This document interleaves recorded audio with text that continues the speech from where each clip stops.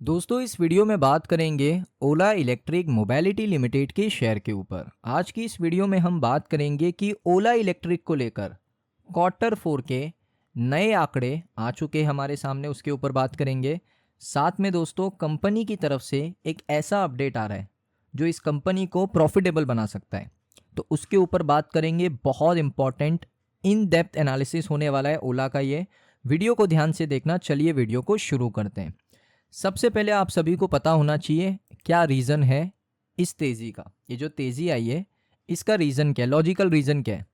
Logical reason दोस्तों simple सा है कि मार्च में कंपनी ने सेल्स कितना किया, 10,000 यूनिट्स, है ना, 10K यूनिट सेल किया। फेब में कितना किया था, फेब में मुझे याद है 3,900 यूनिट,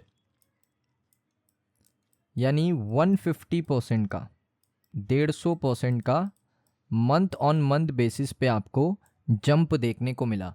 ये एक अकेला रीज़न है जिस वजह से ये शेयर इतना ऊपर गया, क्योंकि 22 या 23 रुपये में ट्रेड कर रहा था, वहाँ पर सपोर्ट लेकर ऊपर गया है। अब यहाँ से दोस्तों जो आगे की चीज़ें हैं, आगे क्या होने वाला है, आगे 2 डेटा आने वाले। एक आपका क्वार्टर 4 का रिजल्ट है ना, एक रिजल्ट आने वाला है, और एक आपको मिलेगा अप्रैल का सेल्स डेटा, क्योंकि ये अप्रैल का महीना चल रहा है, इसका सेल्स का डेटा भी देखना है। अप्रैल का सेल्स का डेटा अगर ये अच्छा आ जाता है, जैसे 10,000 यूनिट आया तो ये 12,000 आ जाता है, तो एक अच्छा सेंटीमेंट क्रिएट होगा। और रिजल्ट में अगर कंपनी अपने लॉस को कम करती है तो वो भी एक अच्छा सेंटीमेंट माना जाएगा। अब ये चीज़ हो गई। अब दोस्तों कंपनी अपने प्रॉफिटेबल बनने की तैयारी कर रही है। कैसे कर रही है मैं आपको दिखाता हूँ। ये देखिए, ओला इलेक्ट्रिक ने दोस्तों बेट लिया है चीपर LFP बैटरी के ऊपर। अब ये LFP बैटरी होती क्या है इसको पहले छोड़ दो, इतना याद रखो कि ये जो LFP बैटरी है, ये जो करंट बैटरी यूज़ हो रही है EV के अंदर, उससे सस्ती होती है।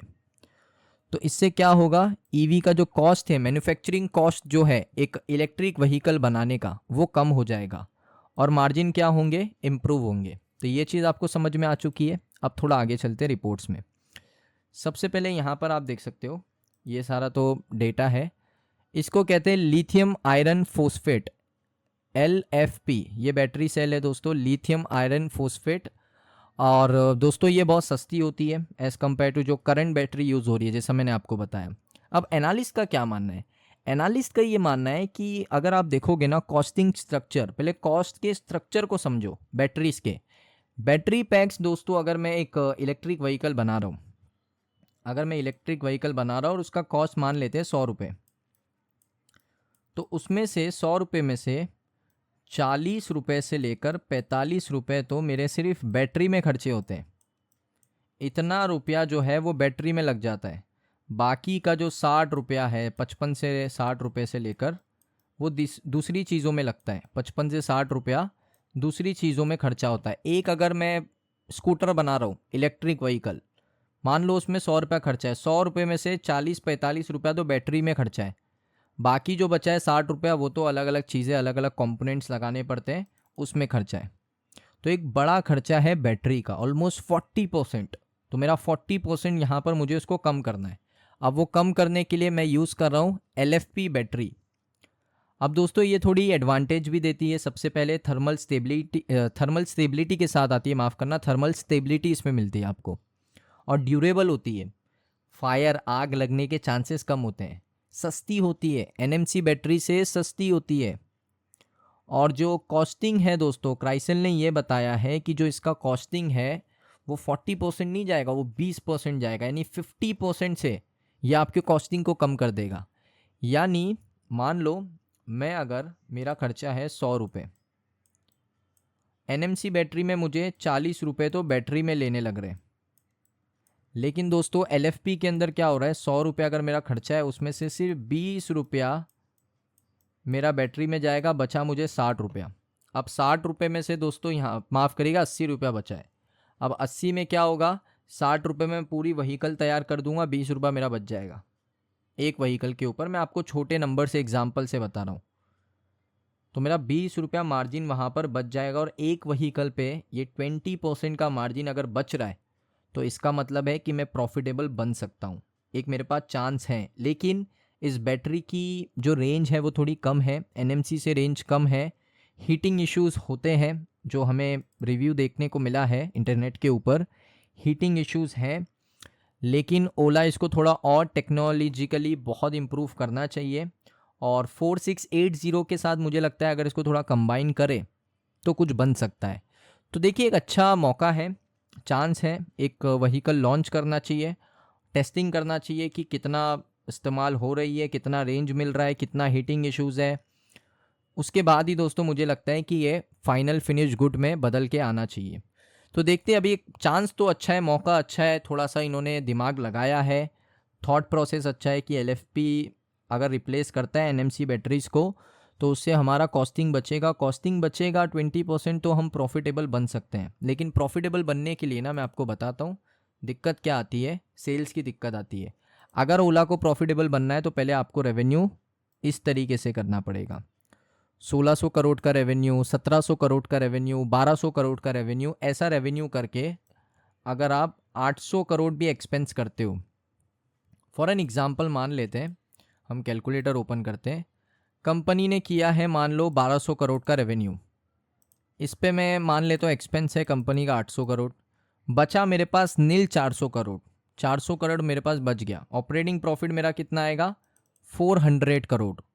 उसमें से अदर इनकम उसमें ऐड कर लो 30-35 करोड़ रुपए, ज़्यादा नहीं, 435 करोड़। इंटरेस्ट अगर मैंने पे किया है 80 करोड़, तो यहाँ पर कैलकुलेटर कर लेता हूँ, 430 करोड़ में से मैंने इंटरेस्ट 80 करोड़ पे कर दिया, बचा मेरे पास अभी भी 350 करोड़ रुपए। उसमें से डेप्रीसिएशन डाल दो, ज़्यादा नहीं, 160 करोड़ डेप्रीसिएशन डाल दो, माइनस कर देते हैं, 160 करोड़ रुपए डेप्रीसिएट हुआ, 240 करोड़ अभी भी मेरे पास बचा है।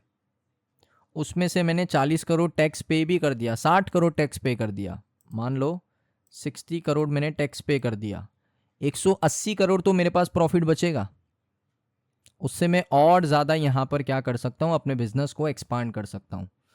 तो मुझे लगता है कि यहाँ पर कंपनी को अपने सेल्स, अपने रेवेन्यू के ऊपर ध्यान देना चाहिए और एक्सपेंस को कंट्रोल करना चाहिए। एक्सपेंस में देखिए दो एक्सपेंस आते हैं, एक आता है मटेरियल कॉस्ट, मटेरियल कॉस्ट में बैटरी, जो भी चीज़ लगती है एक गाड़ी बनाने के लिए, एक व्हीकल बनाने के लिए, और एक होता है एम्प्लॉय का कॉस्ट। जैसे मैंने सर्विस सेंटर खोला तो उसमें एम्प्लॉय काम कर रहे हैं, टेक टीम में एम्प्लॉयज़ हैं, ऐसे एम्प्लॉयज़ हैं, उनकी सैलरीज़ है, वो सारी है, उसको भी कंट्रोल करना है और मटेरियल कॉस्ट को भी कंट्रोल करना है, तब जाके आप प्रॉफिटेबल बनोगे। और रेवेन्यू को आपको हर साल बढ़ाना है, रेवेन्यू के ऊपर आपको मेन फोकस करना है। अब देखिए, जो Q4 के आंकड़ों की मैं बात कर रहा था ना, वो आ चुके हैं इसके शेयर होल्डिंग के पैटर्न 2026 के Q4 के, जिसमें प्रमोटर अगर आप देखोगे उतने ही है, 34.6% जो पहले थे, और एफआई की बात करूँ 4% जो पहले 4.1 था, यानी 0.1% एफआई वालों ने माल बेचा है। डीआई की बात करूँ 7% है, जो पहले थे 7.3%, यानी 0.3% क्वार्टर ऑन क्वार्टर बेसिस पे डीआई वालों ने माल को बेचा है। पब्लिक की बात करूँ, पब्लिक ने खरीदा है, 49.2 था, 49.6 है, यानी 0.4%, यानी एफआई ने जो माल बेचा वो पब्लिक ने खरीदा है। एफआई वाले क्या करें, जब शेयर ऊपर जा रहा था ना, तब ये लोग ने माल बेचा है, तो इस वजह से ही आपको ये चीज़ देखने को मिली है। तो ये था दोस्तों Q4 का शेयर होल्डिंग पैटर्न जो कि 2026 का है। आपको ये वीडियो कैसा लगा, इस वीडियो को लाइक करिए, अगर अच्छा लगा हो, चैनल पे पहली बार आए हो सब्सक्राइब कर लो। मिलता हूँ नेक्स्ट वीडियो में।